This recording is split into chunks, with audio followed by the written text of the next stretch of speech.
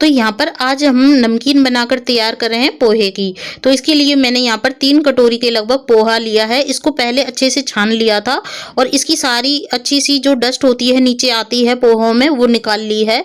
ये मोटे वाले पोहे लिए हैं, उनसे ही नमकीन बनाकर तैयार करनी चाहिए। जो पतले वाले पोहे होते हैं उनसे नमकीन उतनी अच्छी नहीं बनती है, यानी चिवड़ा इतना अच्छा नहीं बनता है। इसके बाद मैंने यहाँ पर जो फलपी राइस होते हैं 1 कटोरी के लगभग वो लिए हैं और यहाँ पर मैंने पिस्ता लिया है, बादाम लिए हैं, जो घर में हमारे सूखे ड्राई फ्रूट्स अवेलेबल रहते हैं, मूंगफली ली है और जो सूखे चने होते हैं भुने हुए वो लिए हैं। और सारी चीज़ों को लेकर मैंने इनको जो बादाम है उनको अच्छे से कट कर लिया था। अब यहाँ पर एक कढ़ाई में मैंने सरसों का तेल लिया है और ये साइड में मैंने लिए हैं साबूदाने। तो यहाँ पर अब हमारा कढ़ाई में तेल अच्छे से गर्म हो चुका है, तो मैंने यहाँ पर जो साबूदाने होते हैं नमकीन बनाने वाले वो लिए हैं। इसके बाद मैंने इनको एक झारे में डाला है और बहुत ही अच्छी तरीके से ये फूलने लग गए हैं। इनको डालते टाइम थोड़ा सा ये ध्यान रखना चाहिए क्योंकि ये तेल में डालने पर ऊपर आते हैं जिससे कि छींटे वगैरह लगते हैं, तो इसीलिए पहले मैंने इनको झारे में डाला है, जिससे कि क्या होता है कि आप इसको कंट्रोल कर सकते हैं, ऊपर हाथ से उठा सकते हैं झारे को। अब इस तरीके से यहाँ पर हमारे जो जो नमकीन में आते हैं साबूदाने मोटे वाले, वो इसी तरीके से यहाँ पर सिककर अच्छे से फूलकर बनकर तैयार हो चुके हैं। तो ये देखिए यहाँ पर मैंने सरसों का तेल यूज में लिया है। इसके बाद जो चना दाल होती है भुनी हुई वो ली है और उसको हल्का सा मैंने तेल में भुन लिया है। अब इसके सारे दाने ऊपर आ चुके हैं, तो ये थोड़ा सा अच्छे से भुन गई है। और जो साबूदाने हुए थे उनको 3 से 4 मिनट लगती है इस तरीके से फलपी बनाने में। बस थोड़ा सा ध्यान रखना पड़ता है, वो थोड़ा ऊपर आते हैं तो हाथ में छींटे वगैरह लग सकते हैं। अब यहाँ पर हमारी जो चना दाल है वो भी अच्छे से भुनकर तैयार हो चुकी है, तो मैंने उसको निकाल लिया है। जो साबूदाने होते हैं वो भी निकल चुके हैं, तो यहाँ पर देख सकते हैं साबूदाने कितने अच्छे से फूले हैं। इनको पानी में भिगोना नहीं होता, कुछ भी नहीं करना होता। इसके बाद मैंने यहाँ पर मूंगफली ली थी, ये बिल्कुल अच्छी सी मूंगफली है। इनको सबसे पहले मैंने झारे में डाला है, उसके बाद मैंने यहाँ पर इनको 102 मिनट अच्छे से लो फ्लेम पर भुना है। जो सरसों का तेल है उससे बहुत ही अच्छी खुशबू भी आती है। अगर आप रिफाइंड तेल डालना चाहें तो भी यूज में ले सकते हैं, लेकिन ये वाली नमकीन जो आप बनाकर तैयार करते हैं इसका सरसों के तेल में बहुत ही अच्छा सा खुशबू आती है, टेक्सचर बहुत ही अच्छा आता है और ये हेल्थ के लिए भी अच्छा है। तो यहाँ पर अब मैंने जो बादाम लिए थे उनको और जो पिस्ता लिए थे उनको मैंने टुकड़े करके रखा था और उनको भी मैं यहाँ पर 30 से 40 सेकंड के लिए अच्छे से फ्राई कर लूंगी। तो यहाँ पर ये अच्छे से फ्राई हो चुके हैं। इसके बाद मैंने यहाँ पर थोड़ी सी किशमिश डाल दी थी इसी में और थोड़ी मैंने यहाँ पर मस्क मेलन यानी जो खरबूजे के बीज होते हैं वो डाल दिए हैं। तो ये देखिए कितने अच्छे से भुन चुका है। गैस के फ्लेम को सारे प्रोसेस में मैंने लो ही रखा है, तो ये भी अच्छे से भुन चुका है। इसमें आपको ध्यान अगर आपने दिया हो तो कढ़ाई में मैंने बहुत ही कम तेल का यूज किया था और उसी से मैं सारा प्रोसेस कर रही हूँ। अब यहाँ पर लास्ट में मैंने यहाँ पर मखाने लिए हैं, उनको मैं थोड़ा सा भुन रही हूँ, कम से कम 1 से 1.5 मिनट के लिए। बस उसी में ये बहुत ही अच्छे भुनकर तैयार हो जाते हैं। अब इनको भी भुन लिया है।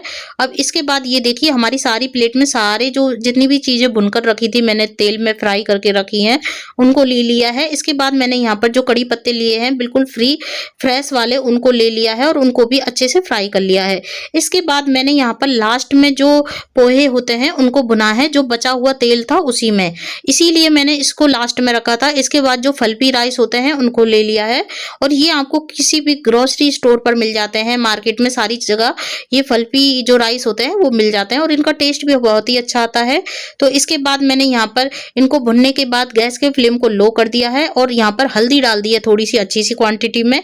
इसके बाद लाल मिर्ची का पाउडर डाला है, कश्मीरी लाल मिर्च का पाउडर डाला है और नमक डाल दिया है स्वाद के अनुसार। नमक उतना ही डालना चाहिए जितना आपको अच्छा लगता है, कम तो कम ज़्यादा तो ज़्यादा। तो इसके बाद मैंने यहाँ पर धनिया और सौंफ का पाउडर लिया है, उसको डाल दिया है और थोड़ी सी सौंफ और डाली है। इसके बाद मैंने इसी नमकीन में थोड़े से चिरौंजी होता है उसके बीज डाल दिए हैं।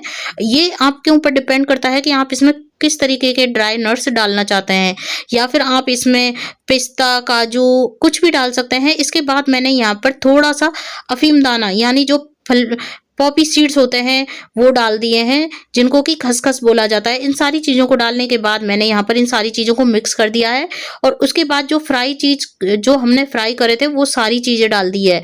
इसके लिए क्या होगा कि जो भी ये सारी चीज़ें डालने के बाद इनको आप थोड़ी सी देर इसमें भुनिए। सारी चीज़ों को भुनेंगे तो जो तेल है वो सारी नमकीन में अच्छे से ऑब्जर्व हो जाएगा, तो और सारे मसाले अच्छे से ऑब्जर्व हो जाते हैं।